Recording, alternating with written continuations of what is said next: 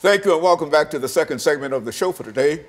The topic is the abolitionist movement and African Americans, and we're fortunate to have with us to talk about African Americans and the abolitionist movement, Alana McLaughlin. And Alana has already given us some information in reference to her background, education, and why she feels that she is qualified in a real sense to talk about slavery and the abolitionist movement. And so, Alana, let's see if we can pick up where we left off before our first commercial break, and to have you to start dealing with the abolitionists, those individuals who oppose slavery and some of the impacts that they had on American society.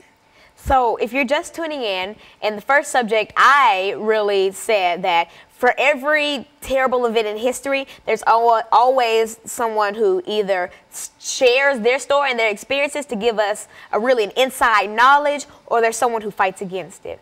Like, for instance, during the Holocaust, Anne Frank kept her diary, and her father, Otto Frank, decided to publish it after her death to show people what the Holocaust did to them and how the Holocaust really was. And during slavery, we had abolitionists. We had people such as William L. Garrison, which is one of the few Caucasian people who decided to rise against slavery. And basically, he just decided to say, hey, you know what? I'm going to fight against this to my death, and I do not care what y'all threaten to do to me. And he's also known for being an editor of a newspaper called The Liberator. And this was an anti-slavery newspaper, which was one of the few back then.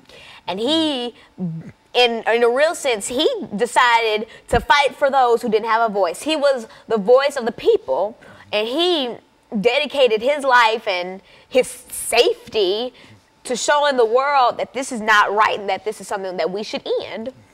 And another big person who was an abolitionist was David Walker. David Walker is known for writing and appealing for articles. And if you're not familiar with it, I'll give you my favorite quote from it, which basically says, "It is no more harm to kill a man who is trying to kill you than it is to take a drink of water when thirsty." And basically, to break that down for you, it's saying that it is not bad to kill someone who's trying to kill you. It's like, you know, kill or be killed. And that's basically all that an appealing for articles mainly talked about. It was revolt against slavery, you know, kill or be killed, give your life for this, because, you know, they're going to kill you, so you might as well kill them first. And that's what a lot of abolitionists thought back then, because imagine being in a situation where it's someone else's life or yours. You may not want to believe this, but you're most likely going to choose your life, because if someone's beating you, torturing your family, you're going to want to fight against it. And that's what a lot of slaves did. You know, John Brown's revolt in West Virginia. And I was very fortunate to be able to visit Harper's Ferry last year and be able to see where the revolt took place. And, you know, so many people gave their life for this. And John Brown gave his life for John Brown's revolt. And all these things were wake-up calls to so many people, like, is what I'm doing right? You know, would I enjoy someone doing this to me? Mm-hmm. And so, aside from William L. Garrison and, you know, John Brown and David Walker, there were so many women. And I think a very famous woman is a woman by the name of Harriet Beecher Stowe.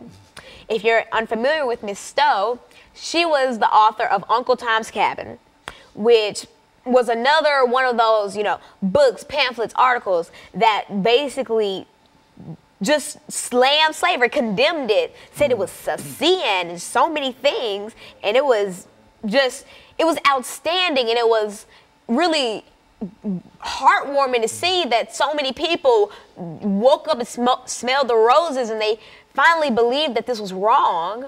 And so, you know, us African Americans and all the other races that were enslaved, we are forever grateful to those Harriet Beecher Stowes and to those William L. Garrisons of the world, because without them, we would have still been enslaved, or our story wouldn't have gotten out as widespread as it did. Harriet Beecher Stowe's Uncle Tom's Cabin sold over 300,000 copies in its first year. And that is a lot. Like, modern day, that's a lot of copies of that. So just imagine 3,000 people, you know, I'm going to say about a good chunk of them are saying, wow, this woman's so stupid. And then there's always that percentage of them that are praising her and saying thank you and crying and just on their knees thanking her because you give insight to the horrors that we go through. And you are risking your life for people, most of them you don't even know, just for strangers, but you feel their pain in a way, and you know that what people are doing to them is wrong. And so we are always thankful for those types of people, because without them, we don't even want to think what would be going on. Just think about, for instance, Anne Frank and the Holocaust, and a bunch of other powerful Holocaust writers. Without them, would we really have an eye-to-eye view of what the Holocaust was really like? Because there weren't that many recordings, and there were pictures, you know, and you can see that in the Holocaust Museum in D.C. Beautiful, well, not beautiful, but powerful museum. And it's crazy to sit and think about all of this, and we cannot forget the people who delivered us from